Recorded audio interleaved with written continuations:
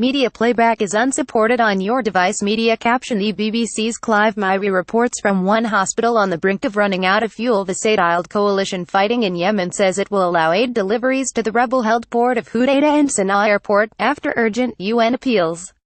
The coalition, which backs Yemen's government, tightened its blockade of the country 2 weeks ago in response to a rebel missile attack on Riyadh.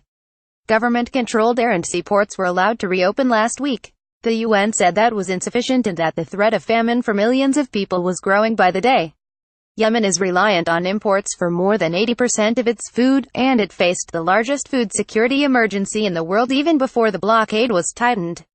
The coalition announced the temporary closure of Yemen's air, land and sea borders on the 6th of November, 2 days after a ballistic missile fired from territory held by the rebel Houthi movement was intercepted over Riyadh's international airport.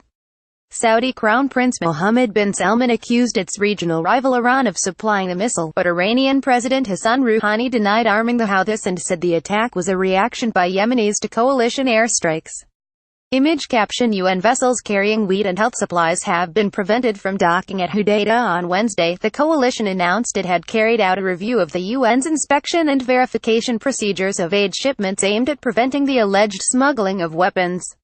As a result, the coalition said it had decided to reopen the Red Sea port of Hudaydah to receive urgent humanitarian and relief materials and reopen Sanaa airport to UN aircraft designated for humanitarian and relief efforts. The decisions would take effect from 1:09 GMT on Thursday, it added. The coalition also said it would soon announce a comprehensive humanitarian operations plan that aims to provide assistance and relief to the Yemeni people, and to facilitate the delivery of food to all the governorates of Yemen. Jan Egeland, head of the Norwegian Refugee Council and a former UN aid chief, wrote on Twitter that it was a glimmer of hope after a countdown toward famine. But he warned we need all ports to open access for commercial food supplies to large civilian population.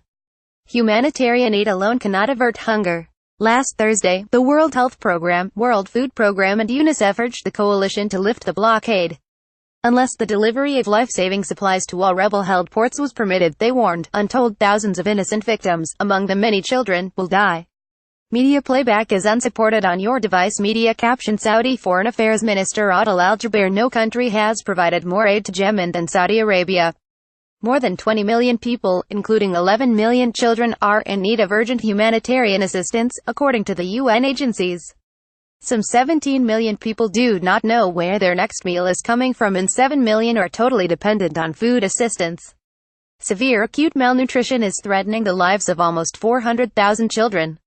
At least 14.8 million are without basic healthcare, and the world's largest cholera outbreak has resulted in more than 913,000 suspected cases and 2,196 deaths.